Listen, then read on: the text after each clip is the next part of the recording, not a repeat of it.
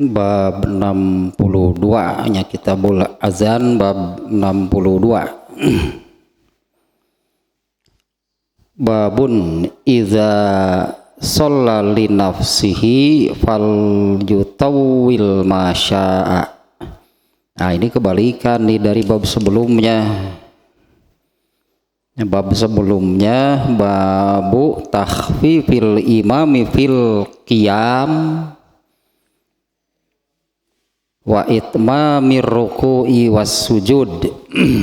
Bab imam meringankan qiyam, yaitu qiyam itu posisi berdiri ketika membaca Al-Fatihah dan surat. Kalau bacaan Al-Fatihah kan tidak panjang, ya hanya 7 ayat pun pendek-pendek. Jadi yang dimaksud imam meringankan bacaan pada posisi qiyam, yaitu bacaan suratnya. Jadi sholatnya sholat yang lama gitu ya, atau sebentar, itu tergantung bacaan suratnya. Ya, bacaan surat atau ayatnya setelah Al-Fatihah. Kalau baca surat yang panjang ya jadi lama berarti sholatnya. Nah, ini kan yang kemarin jadi masalah. Ada dua, yang pertama ada yang memisahkan diri dari sholat berjamaah karena imamnya yang bacaan suratnya panjang. Ada yang memisahkan diri dari sholat berjamaah. Kemudian ada lagi kasus kedua gitu ya, di zaman Rasulullah SAW ada yang mengatakan saya tidak akan berjamaah lagi karena karena bacaan suratnya panjang. Nah, di bab yang kemarin itu oleh Imam Bukhari dijadikan judul. Jadi kalau imam itu pendek saja baca suratnya. Seorang imam itu pendek saja gitu membaca suratnya sambil tetap menjaga, menyempurnakan ruku dan sujudnya.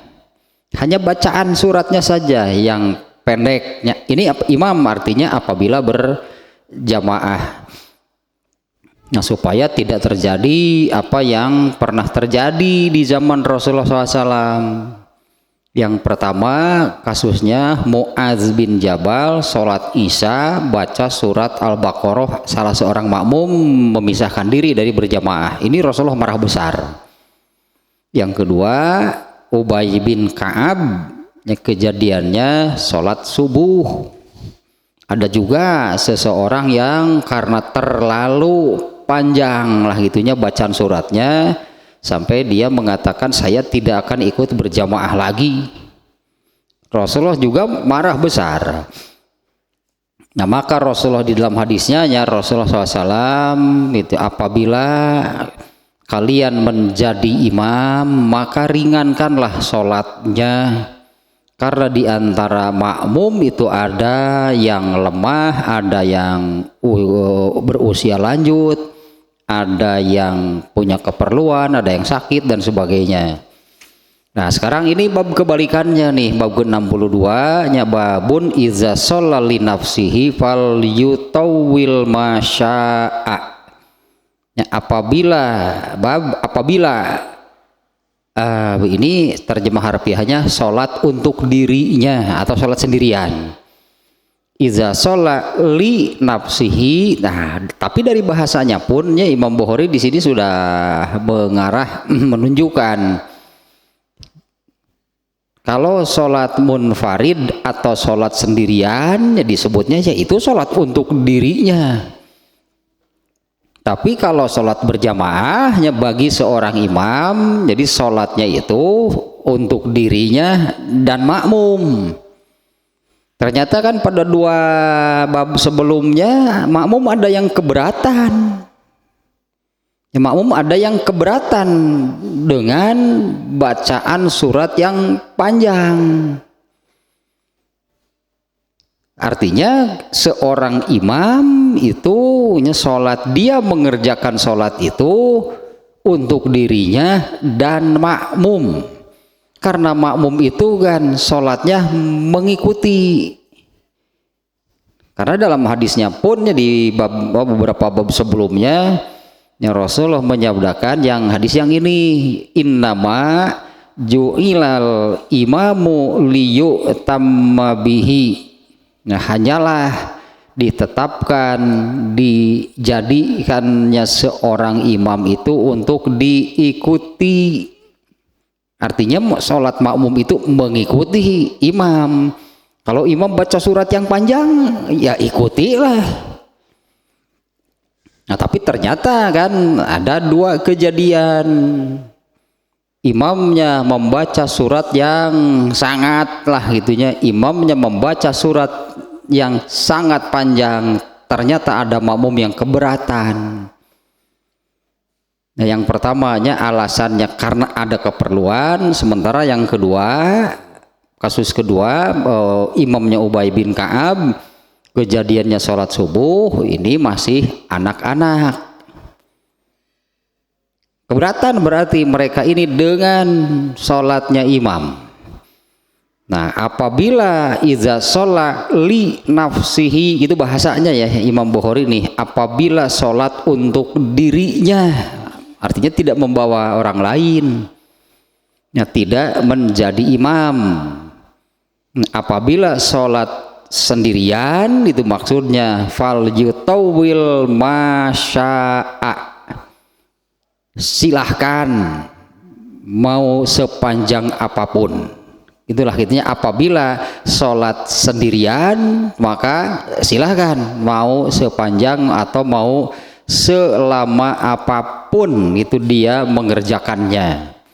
Nah, bahkan nanti ada ya, sampai ada nih yang mengatakan ya, tapi bukan berdasarkan bab ini, berdasarkan hadisnya nanti bahkan ada yang mengatakan bagaimana kalau membaca surat yang panjang itu sampai habis waktunya. Ini baca bacaan yang panjang itu sampai habis waktunya. Ada yang mengatakan oh, boleh karena kan mulainya di awal waktu. Baca surat yang sangat panjang kemudian sampai habis waktunya masih baca surat. Sholat subuh beres jam 8 baca surat panjang gitu ya di awal sholatnya padahal. Nah, apa boleh itu seperti itu membaca surat yang sangat panjang hingga habis waktunya. Ya kalau bagi yang hafal Qur'annya, para sahabatnya hafal Qur'an. Kalau bagi yang hafal Quran artinya soal baca surat satu Quran juga hayu lah katakan. Karena memang secara apa namanya ya, hukumnya lah katakannya atau aturannya dalam satu rokaat itu boleh membaca lebih dari satu surat. Nah, kalau Al-Baqarah sama Ali Imran, dua suratnya itu Al-Baqarah sama Ali Imran, jam sabaraha beres nah itu salat subuh teh. Nah, apakah boleh seperti itu sampai habis waktunya? Nah, ini judulnya seperti demikiannya, judulnya demikian, babun iza sholla li nafsihi fal yutawil masya'a. Nah, ini kan kebalikannya. Kalau kebalikan bab 61 sebelumnya bab imam meringankan posisi qiyam, artinya imam membaca surat yang pendek. Itu yang disebut apa namanya, memendekkan sholat lah katakannya, bahasanya memendekkan sholat, meringankan sholat, nah, yaitu dengan cara membaca surat yang pendek, membaca surat yang tidak terlalu panjang. Sehingga dalam judulnya Imam Bukhari-nya di dalam bab imam meringankan, memendekkan qiyam, artinya bacaan suratnya. Wa itmami ruku'i was sujudi, dengan tetap menyempurnakan ruku dan sujudnya. Berarti hanya itu masalahnya, Hanya itu masalahnya yang dipermasalahkan oleh makmumnya pada dua bab sebelumnya itu karena bacaan suratnya yang terlalu panjang. Tidak mempermasalahkan soal rukunya, soal sujudnya, enggak. Tetapnya imam mereka itu ruku sujudnya sempurna. Hanya satu masalahnya berarti bacaan suratnya terlalu panjang, dan ini jadi masalah. Ya, ini jadi masalah bagi sebagiannya, bagi sebagian makmum. Nah, hadisnya di dalam bab 62 ini hanya ada satu. Nah, hadisnya an Abi Hurairah radhiyallahu anhu anna Rasulullah sallallahu alaihi wasallam qala iza shalla ahadukum linnasi falyukhaffif fa inna fihi mudhaifa wasaqima wal kabira wa iza shalla ahadukum linafsihi falyutawwil masya'a. Nah, ternyata hadisnya itu kutipan atau potongannya kutipan dari hadis. Judul Imam Bukhari ini ternyata ini kutipan potongan dari ini redaksi terakhir barusan hadis ini. Idza shalla ahadukum li nafsihi falyutawwil ma syaa. Itu redaksi hadis yang barusan. Dari Abu Hurairah radhiyallahu anhu, semoga Allah meridhoinya. Ia berkata, Rasulullah Shallallahu Alaihi Wasallam bersabda, "Iza shalla ahadukum linnas, jika kalian sholat untuk orang-orang." Itu bahasanya, iza shalla ahadukum linnas. Kemudian yang kebalikannya adalah li nafsihi, sholat untuk orang, sholat untuk dirinya. Nah, ini sebut nanti penyampaiannya Rasulullah SAW, yang maksudnya adalah apabila seseorang menjadi imam, nah dengan kata seperti ini maka sholat seorang imam itu bukan hanya untuk dirinya, sehingga seorang imam itu harus memperhatikan kondisi makmum. Ya bahkan kan tanggung jawab imam lah, anggap itu tanggung jawab imam. Bagaimana makmum ini sholatnya tanggung jawab imam itu dalam arti imamnya bertanggung jawab tentang lurus tidaknya saf. Ini kan yang dulu oleh Rasulullah SAW ya. Ada hadis yang menerangkan Rasulullah itu sampai inspeksi masuk ke barisan saf, mendorong atau memimpin, mendorong seseorang, kamu maju sedikit, ada yang terlalu ke depan, itu Rasulullah mendorong, kamu mundur sedikit. Kemudian Rasulullah SAW ya, tapi tidak setiap sholat, pasti para sahabat itu sekali dua kali juga sudah paham. Bukan setiap Rasulullah SAW itu memerintahkan istawu sufufakum atau sawu sufufakum fa inna naon kali itu nanti fa inna itimamis sufuf itu min naon atau ari lempeng istiwa gitu, fa inna istiwa is-sufuf min tamamis salat. Luruskanlah saf kalian, karena gitu lurusnya saf ketika berjamaah ini salah satu kesempurnaan. Min tamamis salat, salah satu kesempurnaan pelaksanaan salat tersebut. Ada juga Rasulullah memerintahkan luruskanlah saf kalian, karena lurus tidaknya saf kalian itu sangat mempengaruhi atau sangat erat kaitannya dengan keterkaitan di antara hati-hati kalian. Imam berartikannya yang memerintahkan demikian. Nah ketika sholatnya pun berarti imam itu tetap harus memperhatikan kondisi makmum. Nah pokoknya mah jangan sampai bika sabeleun lah. Makmum nanti geus nu dehem geus teteh nyerang geus makmum nanti imam atuh da ayo we ngamplang maca panjang lain kulhu we dibulak-balik nepi ka kusut pitana mun kasetnya mah nepi ka kusut pitana ayo we hayang lila tapi nu dibaca kulhu bolak-balik pokoknya mah boleh gak gitu teh kalau satu surat dibaca diulang-ulang kan moal kayak kejadian gitu mah ya, kalau dulunya di dua sebelumnya karena para sahabat itu kan hafal Quran bahkan di pembahasan siang tadinya itu Abdullah bin Amr bin As namanya ya, Abdullah bin Amr bin As dia ini khatam Quran dalam satu malam dan tiap malam.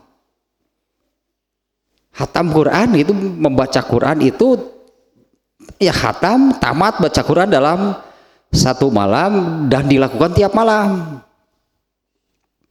Nah sampai beritanya kepada Rasulullah, artinya hafal kan Qurannya para sahabatnya.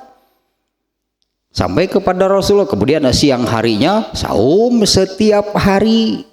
Malam harinya baca Quran sampai khatam setiap malam. Berapa lama kan bisa dibayangkan khatam Quran dalam satu malam. Sampai kepada Rasulullah, Abdullah bin Amr bin As mengatakan, benar ada berita kamu itu seperti itu? Iya. Sabulan atau hayang khatam dalam waktu 1 bulan. Ah Rasulullah masa 1 bulan baru khatam? Kan saya tiap malam juga sanggup. 20 hari atau 20 hari. Ah, lillah.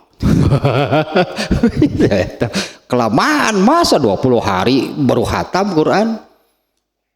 10 hari. Mau tiap malam, seminggu titik setong nawar sih ya. Gak seminggu. Nah, Rasul itu mau seminggu lah. Nah, karena kalau tiap malam berarti tidak tidur. Itu masalahnya, berarti tidak tidur. Karena Rasulullah kemudian kan menasihati kamu juga kan ada hak istri kamu yang harus kamu tunaikan. Ada hak jasad kamu. Nah kalau soal hafal Quran, semangat baca Qurannya, para sahabat luar biasa kan. Dalam sholat Al-Baqarah tah. Bisa jadi sahabat yang lain itu, ini kan kalau kemarin kan kasusnya yang mundur hanya 1 orang. Nah, sahabat yang lain ya sebetulnya mengikuti saja, tapi dengan adanya yang mundur itu ini masalah gitu kan kata Rasulullah. Sehingga Rasulullah memerintahkan, nah seperti ini nih, iza sholat linnas gitu bahasanya. Apabila seseorang sholat untuk orang lain, itu terjemah harfiahnya, tapi bisi ini apa sih maksudnya sholat untuk orang lain? Salat untuk orang lain teh ngabadalan gitu. Ya kan batur teh salat sok lah saya nu salatna wani piro. Gitu. Jadi ada ternyata yang mengajarkan demikian itu ada. Ya kiai lah, kalau bukan kiai mah enggak akan dipercaya. Ada kiai ajengan yang mengajarkan boleh tidak sholat asal catat. Asal catat itu berapa kali tidak sholat. Nah satu sholatnya itu 5.000. Tuh, berarti kalau dalam sehari semalam tidak sholat 4 kali bayar 20.000. Kalau sibuk atau malas sehari itu tidak sholat 5 kali berarti jigau. 25.000. Asa murah-murah teuing sholat teh. Sholat wajib kan, ini sholat wajib lagi. Entah itu juga mungkin si kiainya itu tarifnya sekian itu karena lihat ekonomi lagi ripuh, 1.000 genawar sebenarnya mah. Sok lah teh sholat sekali ge bayar 5.000. King 2,5 cek nu eta teh nya da 5 kali teh jadi sehari 25.000 berarti. Tapi ari kanu beunghar mah wah hiji no atuh. Nah ada yang demikiannya. Itu pernah bertemu dengan orang yang demikian. Kenapa kamu tidak sholat? Sudah jawabnya teh sholat iraha. Jadi kapan dia sholat? Jadi tanya kapan kamu sholat? Maksud sudah itu saya sudah membayarnya. Nanti kalau pulang kampung saya sudah mencatat berapa kali saya tidak sholat. Nah saya bayar karena kata ajengannya boleh demikian. Kalau di apa namanya ya, kalau dilihat berdasarkan satu hadis saja, ini sholat wajib kan yang 5 waktu. Berdasarkan hadis ini kan rok'atani qoblal fajri khairun minad dunya wa ma fiha. 2 rakaat qobla subuh, ini sholat sunat bukan sholat wajib. Sholat 2 rakaat qobla subuh itu lebih baik dari dunia dan isinya. Dunia dan isinya kalau diuangkan berapa? Ya hitung we ayeuna tanah sameter sabaraha.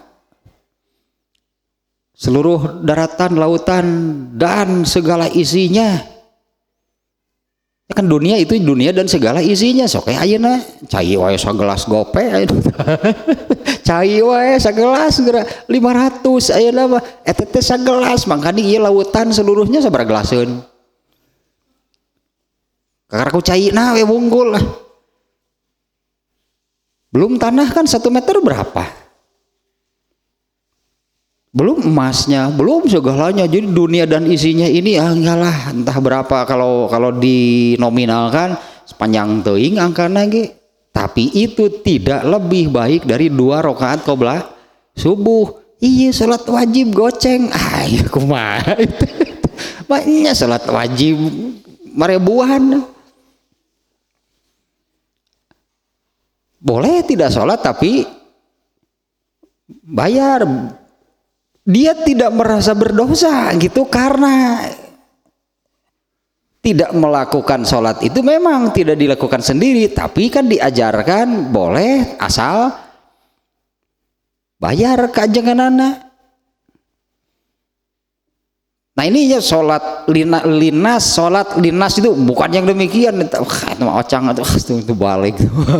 Masa sholat itu ibadah badaniyah, sholat yang ibadah yang harus dilakukan sendiri, tidak bisa diwakilkan. Kecuali lamun sekolah saya sholatan, sok kurang sholatan ku sararea, ulah ku saurang kagok. Kecuali mun gitu sok kurang sholatan ku sararea tuh tinggal ngegoler babu ke sirahna langsung disolatan itu disolatan. Sholat tidak bisa dilakukan orang lainnya. Ini nih kata-kata ini idza sholat ahadukum linnas, apabila seseorang sholat, memang redaksinya seperti ini ya terjemahnya, apabila seseorang sholat untuk orang lain. Maksudnya menjadi imam. Fal yukhaffif, maka ringankanlah sholatnya. Ya makanya ini kan kebalikan ya dari yang sebelumnya. Kalau sebelumnya ini tentang imam, ya tentang berjamaah, di mana imamnya membaca surat yang sangat panjang. Nah Rasulullah di hadis ini jadi tidak boleh, berarti dilarang nih oleh Rasulullahnya. Ini dilarang nih oleh Rasulullah SAW. Apabila kalian menjadi imam maka ringankanlah sholatnya. Diulang saya sedikit nih ya di bab ini hadis yang menerangkan babnya bab ke-60. Imam membaca surat yang panjang sementara salah seorang makmumnya ada keperluan, lalu dia mengundurkan diri, memisahkan diri dari berjamaah, kemudian sholat sendirian. Nah di hadis ini Rasulullah SAW mendapat laporan lah ada kejadian demikian. Kemudian Rasulullah marah besar dan mengatakan kepada Muaznya sebagai imam yang membaca surat panjang itu, wa amarohu, Rasulullah SAW memerintahkannya bisurataini, membaca 2 suratnya untuk sholat isya itu kan rakaat pertama dan rakaat kedua, untuk membaca surat min ausatil mufassal, dari surat-surat kelompok mufassal sebutannya. Ada 3 artinya iya 3 ge poho hiji deui.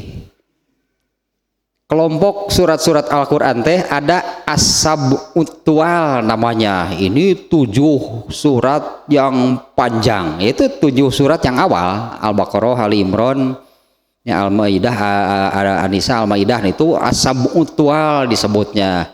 7 surat yang ayat-ayatnya banyak lah, jadi panjangnya suratnya. Nah, kalau Al-Mufassal ini yaitu surat-surat yang pendek. Paling banyak lah, kurang lebih 35-40 ayat. Nah, di surat ini kan di hadis ini Rasulullah memerintahkan bacalah 2 surat min ausatil mufassal eta genut tengah we 20 ayat lah sekitar itu berarti. Nah, di sini Rasulullah SAW memerintahkan apabila seseorang menjadi imam maka ringankanlah sholatnya. Nah, dengan mana seperti di hadis ini ya, yaitu membaca surat yang pendek lah, itu membaca surat yang pendek. Fa inna fihi mudha'ifah, karena di antara makmum itu ada yang kondisi lemah, wasakimu, ada yang sakit, memaksakan diri artinya ikut ke masjid berjamaah, wal kabiro, dan ada juga yang sudah berusia lanjut. Geus lali nu tuur nage dari di bawah nangtung lila ngadeg-deg salat ge ieu tuur geus ngadeg-deg gitu tuluy we maca Al-Baqarah. Aya bahan gitu tah apa namanya, memisahkan diri. Karena yang memisahkan diri ini kan alasannya bukan hanya ada keperluan, bisa dengan alasan apapun. Nah, Rasulullah menyebut di sini ya, ringankanlah sholatnya, karena di antara makmum itu ada yang lemah, ada yang sakit, ada yang usia lanjut. Wa iza shalla ahadukum li nafsihi, nah kalau kalian sholat sendirian, fal yutawil masya'a, silahkan, artinya silahkan mau sholat sepanjang apapun, silahkan mau sholat selama apapun. Jadi kan lama sebentar sholatnya itu dari bacaan suratnya, karena kalau yang lainnya kan bacaan Fatihahnya tetap 7 ayat, mau sholat apapun kan tidak panjang. Bacaan ruku sujudnya paling lah gitu, palingnya Rasulullah sendiri kurang lebih, ini Anas bin Malik nih yang menerangkannya. Anas bin Malik mengalami, karena Anas bin Malik ini kan dengan doa dari Rasulullah SAW, didoakan oleh Rasulullah SAW, 1 umurnya panjang, 2 anaknya banyak, 3 menjadi orang kaya.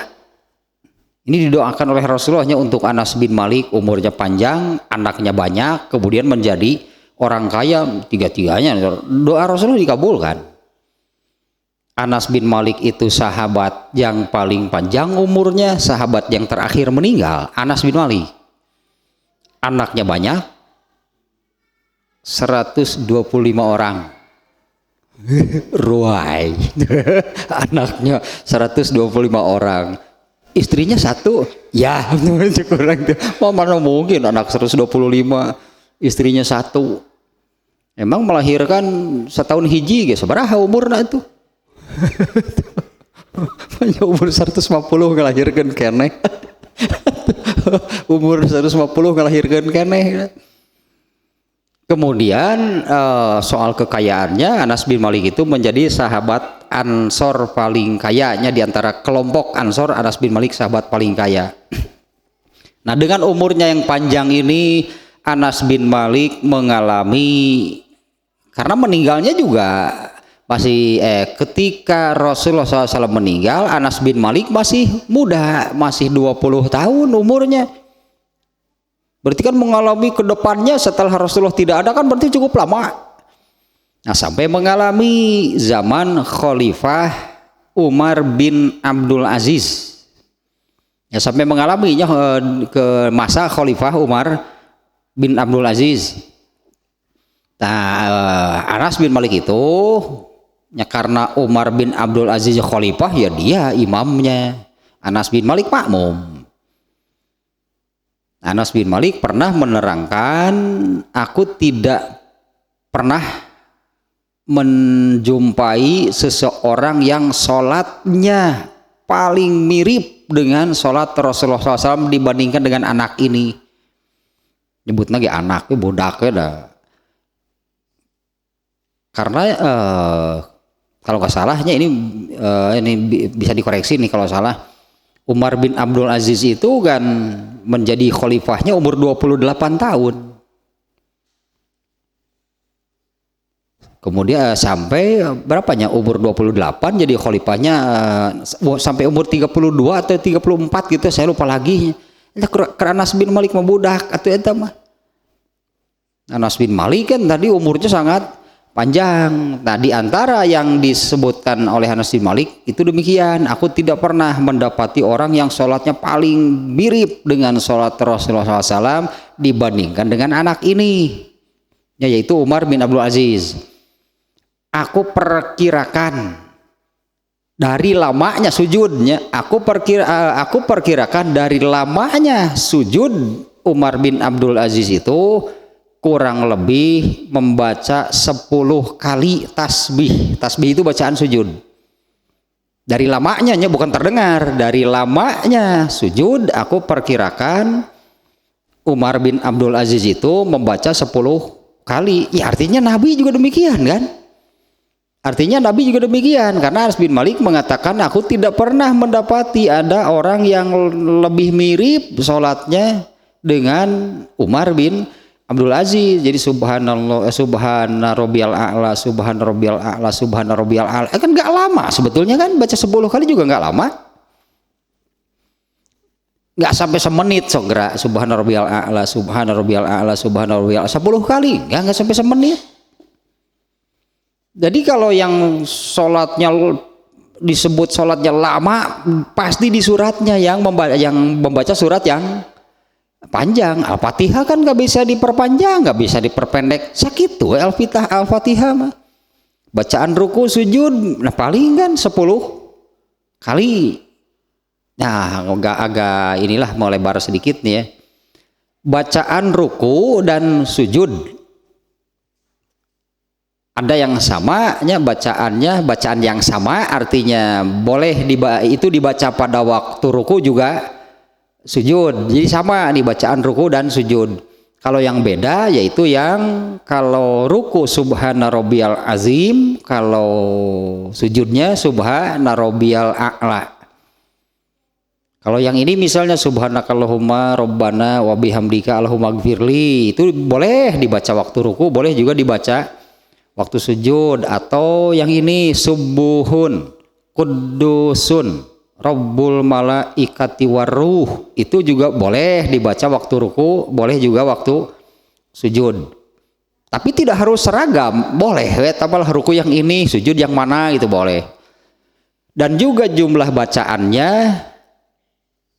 tidak ada ketentuan bilangan, tidak ada ketentuan berapa kali, baik minimal ataupun maksimal. Jadi minimal berapa, maksimal berapa, tidak ada ketentuan.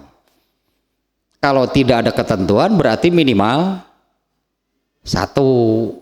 Nah, kalau tidak ada ketentuan kan berarti minimal 1 kali membaca. Yang mana? Ya, yang mana saja. Subhana rabbiyal a'la sekali langsung bangkit. Ya silakan. mau 2 kali, mau 3 kali, mau 10 kali, mau 20 kali, pokoknya tidak ada ketentuan berapa kali membaca bacaan pada waktu ruku dan bacaan ruku dan sujudnya, berapa kali dibaca bacaan ruku dan sujud, tidak ada ketentuan jumlah. Ya paling tadi kan Rasulullah juga, Anas bin Malik mengatakan ya paling sekitar 10 lah. Dari lamanya sujud aku perkirakan itu 10 kali membaca tasbih, tetap tidak lama sebetulnya. Sholat yang lama yang panjang itu karena bacaan suratnya yang panjang. Ya karena memang kan di Quran ada surat yang panjang, ada juga surat yang pendek. Tadi bahkan ada 3 kelompok di Quran itunya, dari panjangnya banyaknya ayat itu ada 3 kelompok surat Al-Quran. Satu as-sab'ut-tual, yaitu 7 surat yang panjang. Kemudian iya jadi poho ngaranna itu saya ngentilu poho hiji. Kalau yang ini yang pendek-pendek itu yaitu kelompok al-mufassal, Rasulullah menyebutnya. Nah kalau sholat sendiri, iza sholat ahadukum li nafsihi, apabila sholat untuk dirinya, apabila sholat sendirian, sholat munfarid, fal yutawil masya'a, maka silahkan mau sepanjang apapun. Nah ini sekarang penjelasan nih dari Ibnu Hajar al-Asqalani. Yang dimaksud dengan maksud Imam Bukhari membuat judul seperti ini, yuridu anna umumal amri bitakhfifi mukhtasun bil a'immah, bahwa perintah nih ya, karena redaksi atau kata yang dipakai oleh Rasulullah SAW itu fi'il amr, dalam bahasa Arabnya fi'il amr, kata perintah. Kalau di sini fi'il amrnya lil ghaib. Lieur anger bahasa Arab mah teu apal naon atuh eta teh.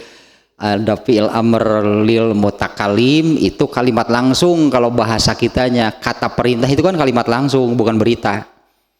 Kalimat langsung, tapi ini kata perintah, hanya perintahnya itu bukan langsung kepada yang diajak bicara. Rasulullah ini memerintah di ayat ini, barang siapa, kan bukan dengan kepada orang yang diajak bicara. Barang siapa menjadi imam maka ringankanlah. Nah, itu perintah. Ini untuk siapa? Perintah ini untuk siapa?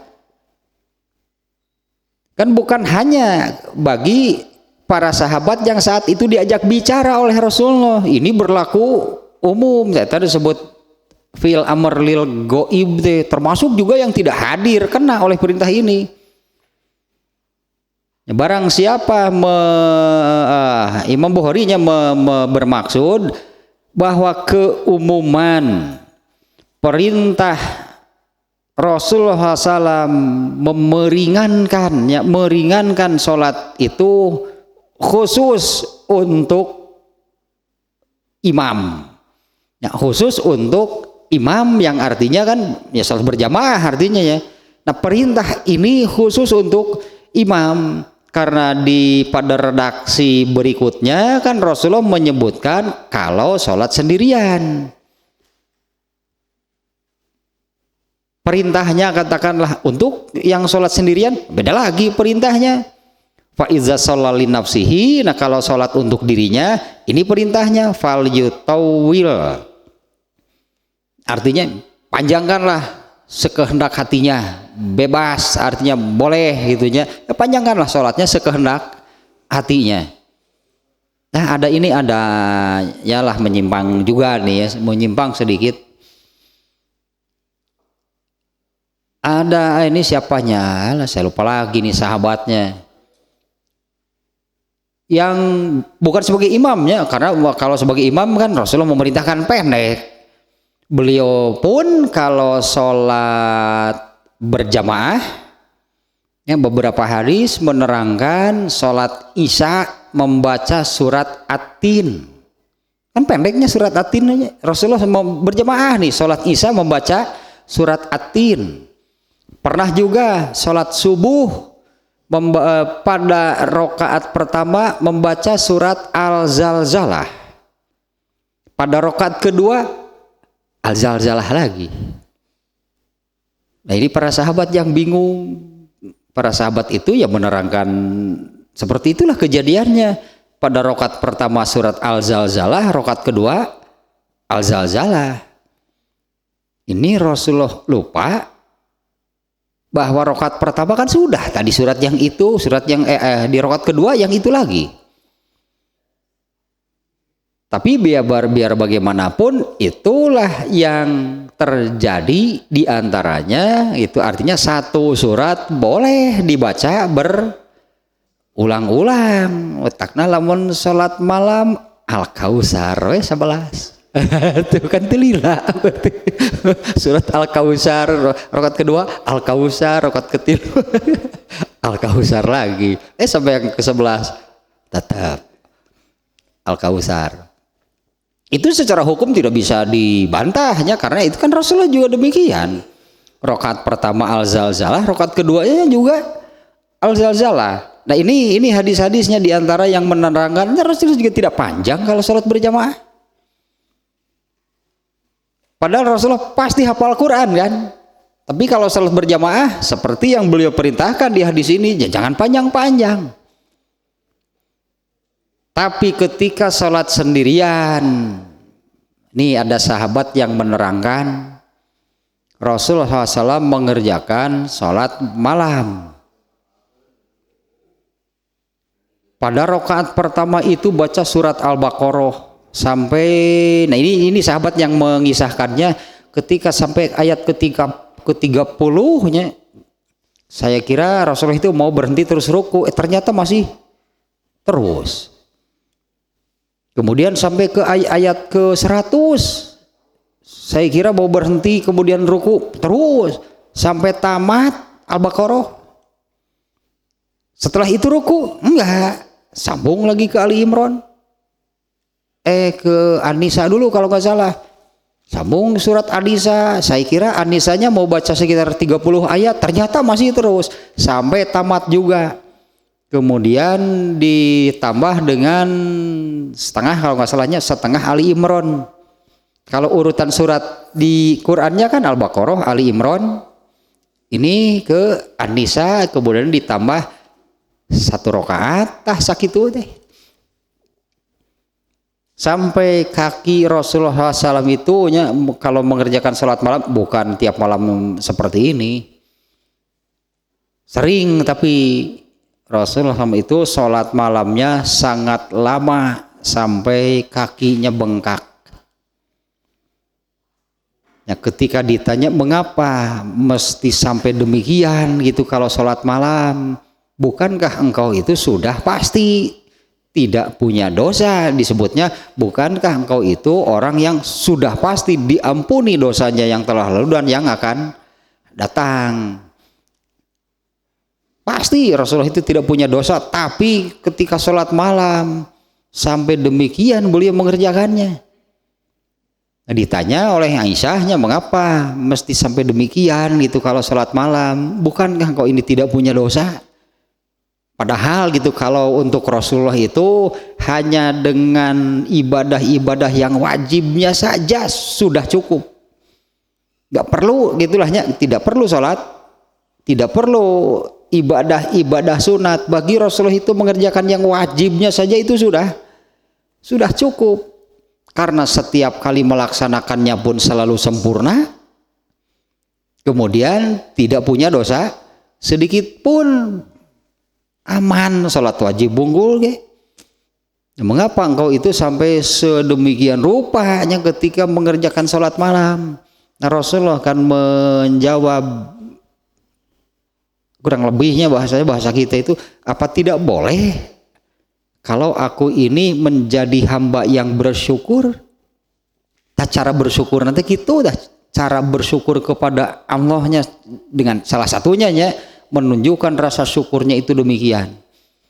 Mengapa mesti sampai sedemikian rupa gitu mengerjakan sholat malamnya? Apa nggak boleh? Itu kan ya, apa nggak boleh? Kalau aku ini menjadi hamba yang bersyukur. Nah kalau sholat malamnya Rasulullah SAW pun sampai seperti itu, kakinya pun sampai bengkak, sampai pegal-pegal gitunya karena lama sholatnya. Dan yang menyebabkan lamanya itu diantaranya tadi 1 rakaat Al-Baqarah sampai tamat. Ternyata tamat Al-Baqarah bukannya ruku, tambah lagi surat An-Nisa.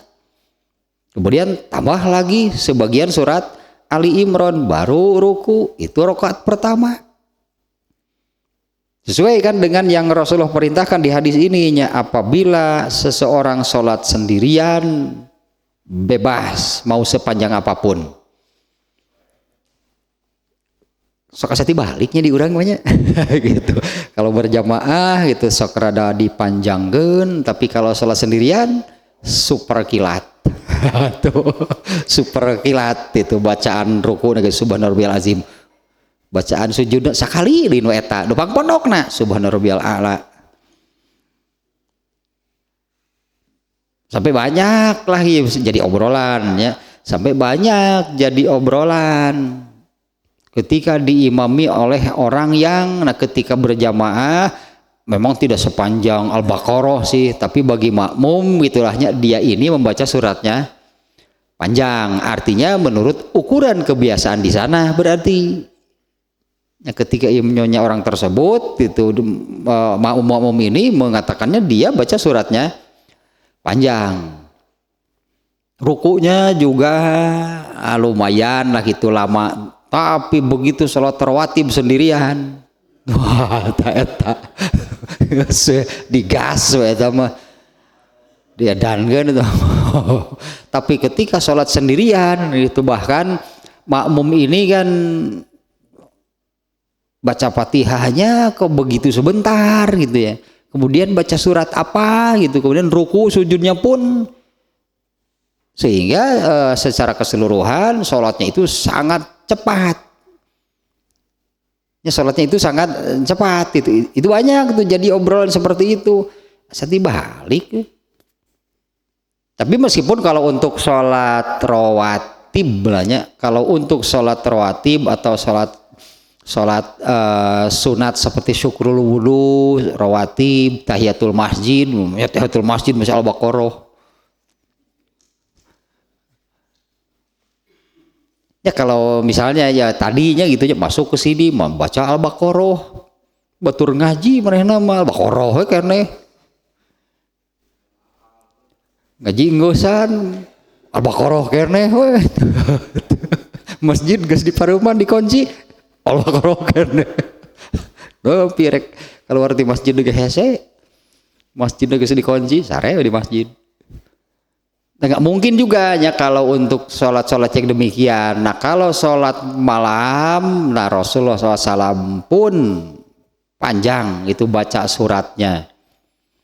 Nah ininya Imam Bukhari-nya bermaksud dengan judul ini bahwa perintah untuk takhfif tadinya menyederhanakan, meringankan, memendekkan sholat itu khusus bagi imam tanpa mengabaikan, nah seperti di bab sebelumnya, tanpa mengabaikan kesempurnaan sholatnya, terutama ruku dan sujudnya. Nah, imam itu memendekkan sholatnya, meringankan sholatnya tanpa mengabaikan ya, unsur kesempurnaan ruku dan sujudnya. Nah, adapun fa'amal munfaridu fala hajaru alaihi bizalika. Adapun kalau sholatnya sendirian, ya misalnya kalau ada orang yang sholat munfarid bawa lama ya terserah ke dia sholat sendirian, ya sholat munfarid. Misalnya munfarid pada zuhur kan waktunya cukup lama. Sholat munfaridnya ya atau sholat munfarid juga pernah saya sampaikan sebelumnya udah agak lamanya. Sholat munfarid, sholat rawatib. Ya sholat rawatib ya. Sholat rawatib itu sholat anggaplah bahasa kitanya penyerta untuk sholat wajib. Nah, di mana keberadaan sholat rawatib ini tergantung kepada sholat wajibnya, sholat yang pokoknya. Kalau belum masuk waktu sholat wajib, berarti sholat wajibnya kan belum ada. Berarti rawatibnya pasti juga belum. Pemilu mihulaan, pemilu mihulaan keheula tuh wajib udah biasa aya. Jadi tidak boleh seperti ini. Misalnya untuk sholat zuhur kan ada rawatib qobla zuhur, kerjakan saja duluan. Padahal ada azannya belum. Biar nanti kalau sudah masuk waktunya tinggal yang wajibnya, qoblanya kerjakan lebih dulu. Qobla zuhur itu 7:30 isuk-isuk. Sudah sholat lahor rawecan ayah di qobla geus mihulaan kumaha ieu teh. Keberadaannya itunya mengikuti sholat wajib, artinya sholat rawatib itu waktu mengerjakannya di dalam waktu sholat wajib tersebut. Artinya qobla zuhur harus setelah masuk waktu zuhur, karena sebelum masuk waktu zuhur kan sholat zuhurnya sendiri belum ada. Qobla ba'da zuhurnya boleh dikerjakan selama masih dalam waktu, karena bisa jadi setelah beres sholat zuhur kemudian wirid misalnya, begitu mau rawatib ada keperluan mendadak diundur, berarti kan mengerjakan sholat rawatibnya baru selesai misalnya jam 2:30, 15 menit lagi, 10 menit lagi menjelang asar kerjakan, masih ada waktu. Mesti kerjakannya rawatib itu karena itu masih dalam waktu sholat zuhur. Kalau sengaja mah bukan nggak boleh, ngerasa naonan gitu, beres zuhur malah lebih mementingkan yang lain, ngopi. Beres sholat zuhur teh ngopi heula nyantai gitu nih setengah rawatib sih. Ada itu kan bet ngopi heula, beresan heula jeung rawatibna itu. Nah, sholat rawatib ini sholat yang paling dekat ke sholat wajib. Itunya karena keberadaannya pun kan mengikuti sholat wajib. Kalau Rasulullah nggak menyebut rawatib, nggak ada Rasulullah menyebut yang sholat sunat yang itu dengan sebutan rawatib. Nah, diantaranya hadis ini yang barang siapa sholat sunat hanya menyebut demikian. Barang siapa sholat sunat 12 rakaat sehari semalam, Allah akan memberinya sebuah istana di surga. Kemudian dirinci. Ya jatuhlah rawatibnya 4 rakaat sebelum zuhur, 2 rakaat setelahnya. Ini sudah 6 nih berartinya. Kemudian 2 rakaat setelah maghrib, 2 rakaat setelah isya, 2 rakaat sebelum subuh. Nggak menyebut rawatib, Rasulullah menyebutnya 12 rakaat, lalu dirinci demikian. Para ulama memberi nama sholat tersebut rawatib. Arti rawatib teh selalu nu sasari nu biasa nu tebirik deui gitu teh bahasa, arti bahasa mah. Jadi sholat rawatib itu sholat yang biasa dilakukan, tidak pernah ditinggalkan. Itu sholat rawatib deh, inilah sholat sunat paling penting. Selain sholat malam, sholat sunat paling penting itu adalah sholat sunat rawatib, karena keberadaannya itu paling dekat dengan sholat wajib, paling bernilai berarti dibandingkan dengan sholat sunat yang lain ya, kecuali sholat malam. Seperti apa nilainya? Contohnya hiji cek Nabi teh 2 rakaat qobla subuh lebih baik dari dunia dan teta sholat rawatib nih. Jangan sampai ditinggalkan. Itu maksud para ulama memberi sholat tersebut dengan nama Eta rawatib teh nu biasa, nu sasari, nu teu bireuk deui gitu. Rawatib yang biasa dan selalu dikerjakan.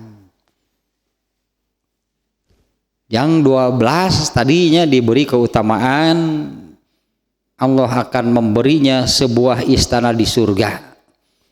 Tong nanyakeun ari nu 10 kumaha? Teuing teh nya, 10 mah. Ini nu 10 teh berarti qabla zuhurnya 2 nya. Karena enggak ada hadisnya. Suka ada yang menanyakan demikian. Bagaimana kalau yang sehari semalamnya, bagaimana kalau yang rawatibnya itu 10 rakaat? Berarti kan qabla zuhurnya 2. Memang benar. Jadi qabla zuhur itu boleh 4, boleh 2. Benar dua-duanya, bisa 4 rakaat, bisa 2 rakaat. Benar dua-duanya. Boleh, sahih hadisnya. Hanya Rasulullah itu menyabdakan barang siapa mengerjakan sholat sunat sehari semalam 12 rakaat, Allah akan memberinya istana di surga. Tapi Rasulullah tidak menyabdakan barang siapa sholat 10 rakaat. Jadi kalau menanyakan pada saya, enggak tahu dan Nabi gitu nerangkeun. Jadi mun qabla zuhurna 2 dapat apa? Dapat istana? Enggak tahu, saya enggak bisa jawab apa. Dapat gubuk mau gitu ta. Bisa jadi jawab gitu bahwa aduh rugi opat atuh batakna jelas teh. Jelasnya hadisnya menyebutkan Allah akan memberinya istana di surga daripada hayang-hayang nanyakeun mun 10 kumaha. Naon hesena atuh bagaimana opat nu geus puguh nu jelas. Dikeukeun wae hayang 2 tapi dapat istana. Eueuh hadisna nu kitu mah teu kumaha. Kekeh wae maksa atuh. Ya mun lamun 2 kumaha? Hayo wae nanyakeun kitu linder dar opat geura teu capek henteu atuh. Dikeukeun 2 tapi hayang dapat istana. Ya mana dalilnya? Saya enggak berani mengatakan iya. Kekeh mung opat geura kumaha juga gitu. Kekeh hayang wae gitu mah, tapi enggak ada dalilnya mau dapat apa? Ya enggak tahu. Kalau yang ini kan jelasnya barang siapa sholat 12 rakaat sehari semalam, Allah akan memberinya istana di surga. Pogoh cuk urang yakin lo eta mah. Kukuh wae nanyakeun kalau yang qabla zuhurnya 2 dapat apa? Teuing jeung teh tanya. Hayangna memerunan nu eta ge istana. Sok ngarang wae atuh cuk urang teh dan nabina kitu nerangkeun. Nah, ini penjelasan berikutnya ya. Nah, kalau sholat sendirian maka tidak ada larangan kalaupun mau memanjangkan sholatnya sepanjang apapun. Artinya bacaan suratnya yang panjang bebas kalau sholat sendirian. Nah, kemudian ini beberapa catatannya nggak banyak juga nih Ibnu Hajar al-Asqalaninya di dalam bab ini. Yang berikutnya di dalam hadisnya Rasulullah memerintahkan supaya seorang imam itu membaca suratnya yang pendek lah sebutnya, yang pendek dengan alasan kalau di hadis yang dimuat oleh Imam Bukhari tadi karena kan di antara maum itu ada yang lemah, artinya tidak kuat kalau mengerjakan lama gitunya, artinya lemahnya. Artinya tidak akan kuat kalau mengikuti itu sholat yang lama. Ada juga yang sakit, ada juga yang sudah tua. Nah, di dalam hadis yang lain, yaitu hadis riwayat Muslim, melalui jalan yang lain, Rasulullah juga menyebut wasogiru wal kabiru. Ada anak-anak gitulahnya, as-sogir itu ada anak-anak yang ikut sholat, ada al-kabiru. Nah, tadi juga sudah disebutnya, yaitu ada yang sudah tua. Nah, di salah satu hadis riwayat Muslimnya ada karena ada anak-anak yang ikut, ada juga yang sudah tua. Kemudian pada hadis riwayat At-Tabrani ini disebutkan di sininya pada hadis riwayat At-Tabrani wal hamilu wal murdiu disebut nuki ada ibu yang sedang hamil, Ada juga ibu yang sedang menyusui. Coba kalau sholatnya lama, anaknya bangun, ya artinya kan jadi masalah. Ininya jadi masalah karena disebut nih oleh Rasulullah, wal hamilu wal murdiun, itu di riwayat At-Tabrani. Nah karena ini berarti masalahnya sedikitnya. Bagi perempuan, itunya sholat terbaik itu di rumahnya. Kalau bagi laki-laki, yang ini ya kebetulan saya ingatnya kalau untuk laki-laki, afdolu sholat mar'i fi baitihi ilal maktubah. Sholat terbaik bagi laki-laki, sholat terbaik bagi laki-laki adalah di rumahnya, kecuali yang wajib. Sholat terbaik seorang bagi laki-laki itu adalah di rumahnya, kecuali yang wajib. Kalau bagi perempuan seluruhnya lebih baik di rumah, kecuali kalau sholat yang berjamaah, hanya berjamaah yang wajib berjamaah, artinya perempuan nggak bisa sholat di rumahnya kalau sholat yang ini. Misalnya sholat gerhana,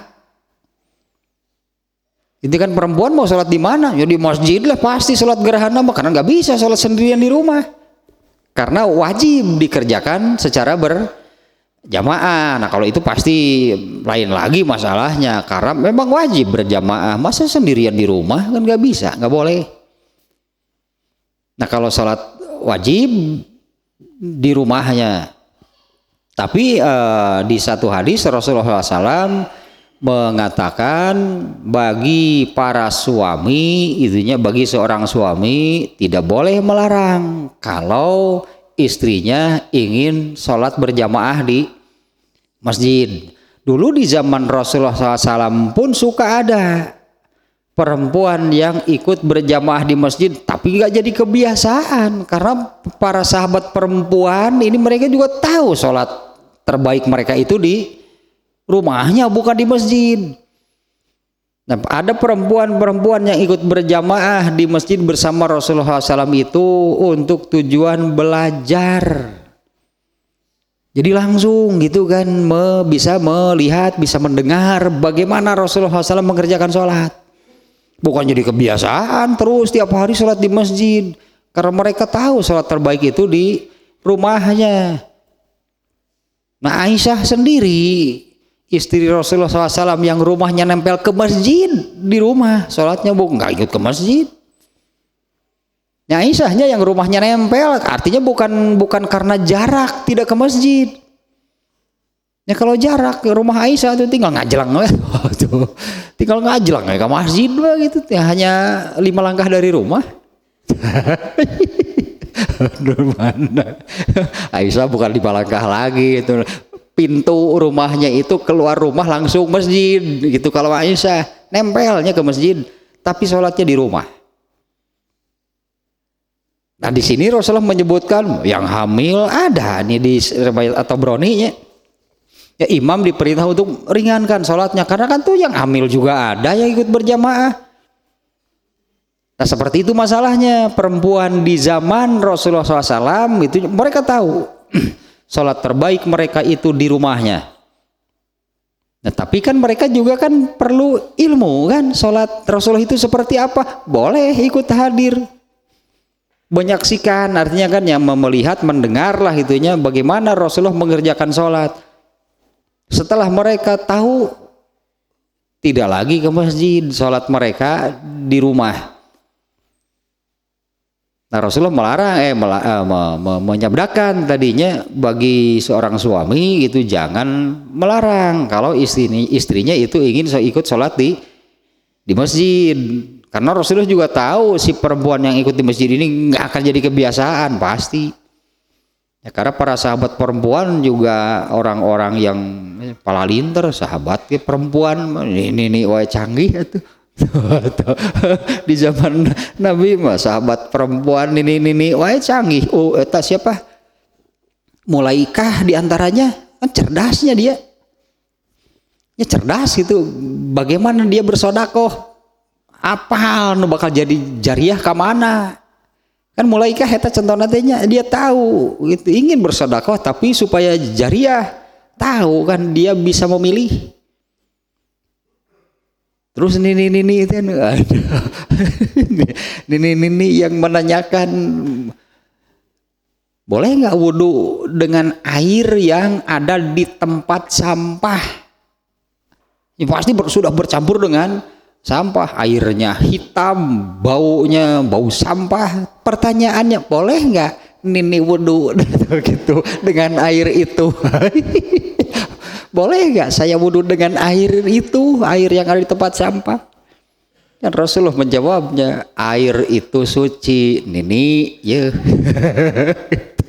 Oh, air itu bukan air sumurnya. Rasulullah menyebut air secara umum, air yang namanya air suci. Tidak bisa dinajiskan oleh apapun, titik, sampai di situ jawabannya. Oh, gitu, siap. Tanyakan deui, ini teh paham berarti. Enggak. Iya mah boleh enggak bodoh sing bener lah sing puguh. Oh, tuh gitu ini teh. Oh, ya. Paham. Boleh enggak? Teman orang lu bingung banget sini mah henteu bieu. Sini mah tanyakeun deui. Coba cek orang, boleh enggak wudu dengan air yang demikian kondisinya? Henteu, di mana? Tahu dari mana? Ada jawaban Nabi no kitu, air itu suci, tidak bisa dinajiskan oleh apapun. Nah gitunya sahabat-sahabat perempuan, mau apalagi sahabat perempuan yang banyak meriwayatkan hadis itu Aisyahnya, apalagi Aisyah yang sering kan mendengar siang malam lah mendengar Nabi bersabda, Nabi mengerjakan apa, cerdas di Aisyah mah. Nah kalau ada yang hamil, ada yang sedang menyusui ikut ke masjid, bukan mau jadi kebiasaan, mereka tahu lebih baik di rumah. Dan mereka pasti tidak akan meninggalkan yang lebih baik. Kan Aisyah juga di rumah sendirian sholatnya, padahal Nabi dan para sahabat berjamaah. Aisyah di rumah sendirian, tidak ikut berjamaah.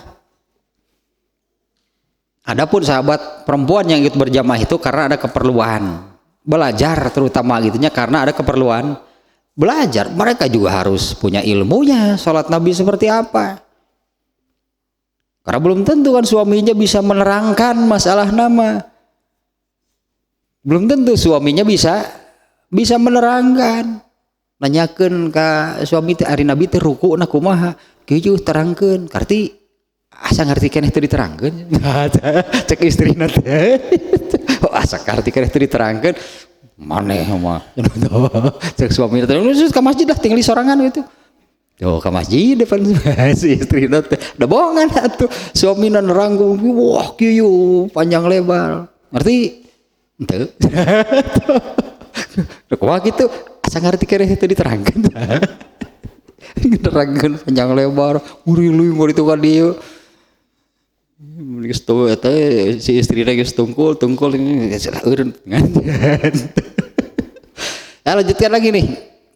Di dalam hadis riwayat lain ini tambahan keterangan berarti pada riwayat Muslim ada tambahan kata ada anak-anak, ada yang sudah tua. Pada hadis riwayat At-Tabrani ada tambahan Rasulullah menyabdakan ada yang sedang hamil yang ikut berjamaah, ada juga yang sedang menyusui. Kemudian satu lagi tambahannya pada riwayat Adi bin Hatim dengan tambahan wal abiris sabil, ada juga orang yang sedang safar singgah ikut berjamaah, dia mau pergi lagi dari di bawah Al-Baqarah atau merun isuk nanti dari di bawah Al-Baqarah mau monok tadi nama tapi dami baca Al-Baqarah lebih ke tengah penting itu mun salat isya teh artinya kan ini ada orang yang keperluan, dia ini sedang melakukan perjalanan singgah dulu untuk ikut sholat berjamaah tang di bawah Ali Imran atau gitu mah. Nah beberapa berartinya banyak lah artinya kondisi makmumnya banyak. Artinya dari apa yang disebutkan oleh Rasulullah di sini, ini makmum yang tidak mungkin untuk imam membaca surat yang panjang. Itu kan masalah nama beragam nih Rasulullah menyebutkan. Nah kemudian ini terakhir nih satu lagi. Tadi ada pembahasan, ada yang membolehkan kalau sholat sendirian kan bebas. Mau sepanjang apapun gitu kan, dengan kata-kata fal yutawil masya'a, terserah begitulah, sepanjang apapun sholat yang dia inginkan. Nah ada yang mengatakan bahkan karena baca surat yang panjang itu sampai boleh gitu membaca surat yang panjang sampai waktu sholatnya sendiri itu habis. Ya bayangkanlah kalau sholat subuh baca Al-Baqarah, kira-kira rakaat pertama selesainya kapan? Jam 8 berarti. Itu kan kalau sholat subuh gitu baca surat Al-Baqarah. Nah kira-kira rakaat pertama saja itu selesainya jam berapa? Karena sholat subuh kan pendek waktunya. Ya dari waktu masuk sholat subuh hingga terbit fajar itu kan waktunya pendek. Ya kadang-kadang hanya 1 jam lebih lah. Nah kalau baca Al-Baqarah nggak akan tamat 1 jam. Nah ada yang membolehkan, ini kan kalau memulai sholatnya di awal, baca suratnya panjang sampai lewat waktu. Nah apa benar itu demikian? Ini nih Ibnu Hajar Al-Asqalani nih membantah sebetulnya dia tidak boleh yang demikian. Berdasarkan hadis riwayat Muslim, innamat tafritu an yuakhiros sholata hatta yadkhula waqtal ukhra. Yang disebut melalaikan sholat itu adalah mengakhirkan sholat, satu sholat hingga ketika mengerjakannya itu masuk ke waktu sholat yang lainnya. Nah itu yang tidak boleh, yang mengerjakan satu sholat itu hingga masuk ke waktu sholat berikutnya, kecuali yang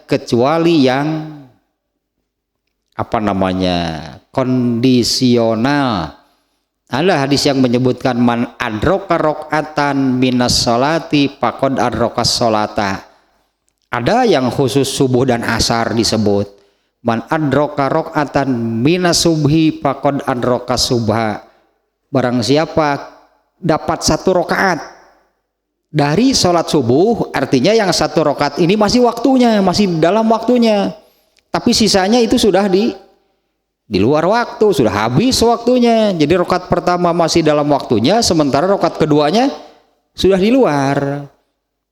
Faqad adrokas sholata, maka oleh Allah dihitung orang ini sholat masih di dalam waktunya. Artinya sholat yang sudah di luar itu oleh Allah dihitung sholat di dalam waktunya. Tapi kan ini bukan untuk bebas. Ya bebas gitunya, asal kebagian 1 rakaat berarti yang lainnya rakaat yang sebetulnya itu dikerjakan di luar waktu itu oleh Allah dihitung. Ya untuk siapa? Yang demikian itu untuk siapa? Ada lagi yang barang siapa mendapatkan 1 rakaat dari sholat asar, maka dia dihitung sholat asar masih pada waktunya. Padahal berarti kan sisanya 3 rakaat itu sudah masuk maghrib. Kalau asar asal 1 rakaat saja masih dikerjakan pada waktunya. Ini kan bukan untuk bebas mengerjakan demikian, itu untuk yang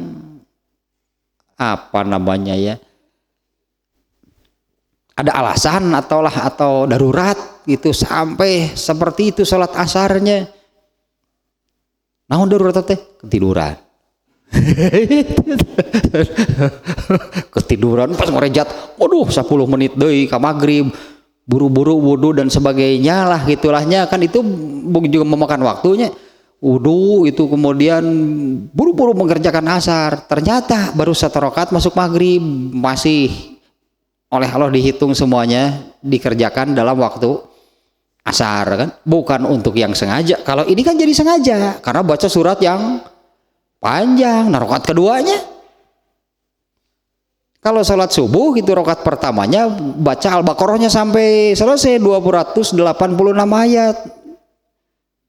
Jam berapa selesainya rakaat pertama? Berarti rakaat keduanya berarti sudah kalau ini nggak boleh kalau sengaja. Itu termasuk yang hadisnya ini innamat tafritu yang disebut melalaikan sholat itu diantaranya adalah mengakhirkan sholat. Nah ini kan seperti mengakhirkan sholat karena sebagian rokaatnya itu ada yang dikerjakan di luar waktu, itu yang dibenarkan. Ini yang harus lebih diperhatikan, ini yang harus lebih dijaga daripada benar sholat. Apalah hanya kalau sholat membaca surat yang panjang itu baik, iya, tapi kalau sampai seperti ini mana yang harus lebih diperhatikan? Kalau ini kan jadi rusak gitu kan, jadi rusak kan ya. Ini kan jadi rusak sholatnya karena sebagian rokaat atau rokaat yang lainnya itu akan dikerjakan di luar waktu, atau sebagiannya lah gitunya ada yang masuk ke waktu sholat berikutnya. Itu sholat yang rusak yang demikian. Sholat yang baca surat yang panjang itu bagus, tapi mana yang harus dia dahulukan? Menghindari kerusakan atau lebih mementingkan ini? Eta kaidah usul fikih nu eta teh nu darul mafasid muqaddamun ala jalbil masolih. Menghindari kerusakan itu harus lebih didahulukan daripada meraih. Iya, sholat yang baca suratnya panjang itu ya pahalanya juga beda dengan baca surat yang pendek. Kalau sedang sholat sendirian kan, kalau sedang sholat sendirian. Tapi menghindari kerugian, menghindari kerusakan, karena sholat yang demikian itu jadi rusak sholatnya. Menghindari kerusakan itu harus lebih didahulukan daripada meraih keuntungan. Anggaplah hanya kan meraih keuntungan itu kan sebutlah pahalanya lebih besar kalau baca suratnya panjang. Tapi kan ini yang harus lebih diperhatikan, yang harus didahulukan, menghindari kerusakan. Terus beres bab 62 nya yang intinya kalau sholat sendirian bebas terserah. Soal baca suratnya hanya bebas dalam arti mau yang panjang, mau yang pendek, suka-suka, terserah dirinya. Tapi kalau menjadi imam, Rasulullah memerintahkan baca surat yang pendek saja karena kondisi makmum itu beragam. Bahkan dengan beberapanya yang disebutkan tadi, yang hamil, yang sedang menyusui saja ada.